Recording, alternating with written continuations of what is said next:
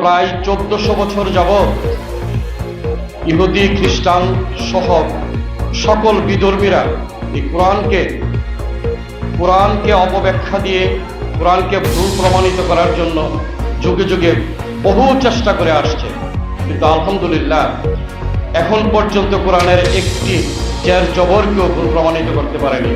এবং আমি বিশ্বাস করি যে কিয়ামত পর্যন্ত এই কোরআনের কোনো কিছু ভুল প্রমাণিত করতে পারবে না, কোরআনকে নিয়ে বিতর্ক সৃষ্টি করতে পারবে না। তো আজকে এমনই একটা অনুষ্ঠানে উপস্থিত হতে পেরে নিজেকে খুব ধন্য মনে করেছি। আমি এর আগেও এই অনুষ্ঠানে আরও এটা নিয়ে আমার দ্বিতীয়বার প্রস্তুতি। আমি অনুষ্ঠানের শিক্ষা ব্যবস্থা এবং যে একটা শৃঙ্খলাবোধ, তাদের যে শিক্ষা পদ্ধতি দেখে আমি অভিভূত। আমি এর আগে আন্দাজ করতে পারিনি যে একটা মাদ্রাসা শিক্ষায় এতটা আপগ্রেডে, মাদ্রাসার মধ্যে এত আপগ্রেডের শিক্ষায় শিক্ষিত হওয়া যায়। আসলে ইসলামী শিক্ষা কিংবা মাদ্রাসা শিক্ষা একটি গুরুত্বপূর্ণ শিক্ষা ব্যবস্থা। এটা ইসলামের খুব শিখর থেকে উঠে আসা একটা শিক্ষা ব্যবস্থা।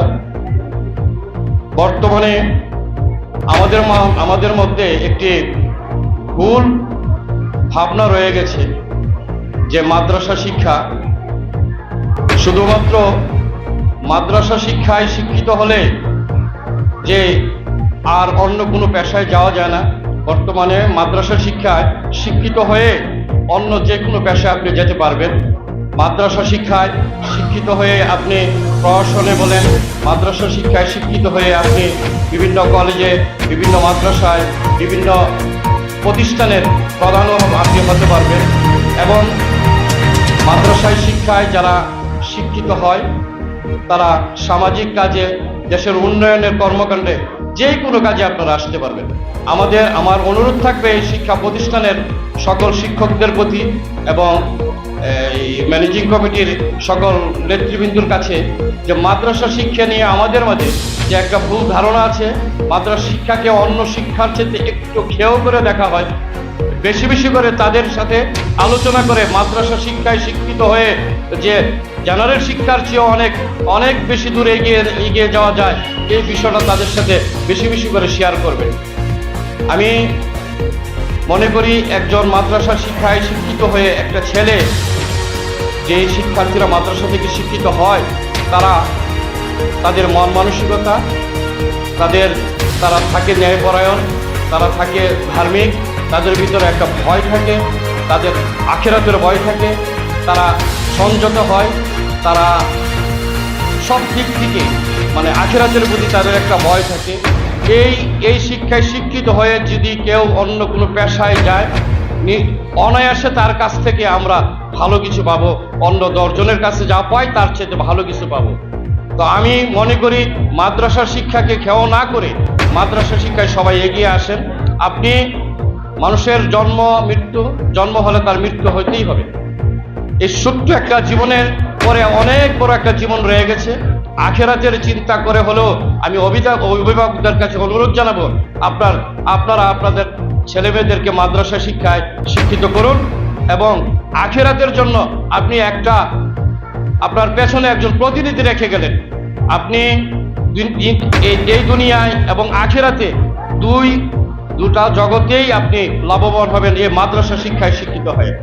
আমি আসলে মাদ্রাসার অনুষ্ঠানে বক্তব্য দেওয়ার মতো গান আমার নেই। এখানে অনেক বড় বড় লোক আছেন, মাওলানারা আছেন, তারা কথা বলবে। আমি যতটুকু বুঝি যে আমার এই চলাফেরায় আমি অতটুকু অনুমোদন করতে পারছি যে মাদ্রাসা শিক্ষাটা অত্যন্ত গুরুত্বপূর্ণ একটা শিক্ষা। এই শিক্ষা ব্যবস্থাটা সবার ঘরে ঘরে পৌঁছে দেওয়া আমরা যারা আছি সমাজে সবাই এই চেষ্টাটা থাকা দরকার। এই বিষয়ে আমরা সবাই একটু অ্যাক্টিভ হব যেন মাদ্রাসা শিক্ষাকে প্রতি ঘরে ঘরে ছড়িয়ে দেওয়া যায়।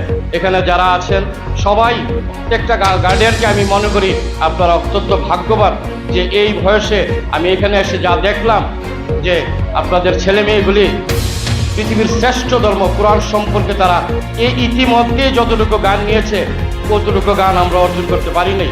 অথচ জেনারেল শিক্ষায় আমি অত্যন্ত উচ্চশিক্ষিত একজন মানুষ, আমি নিজেকে খুব মূর্খ মনে করছি এই অনুষ্ঠানে এসে।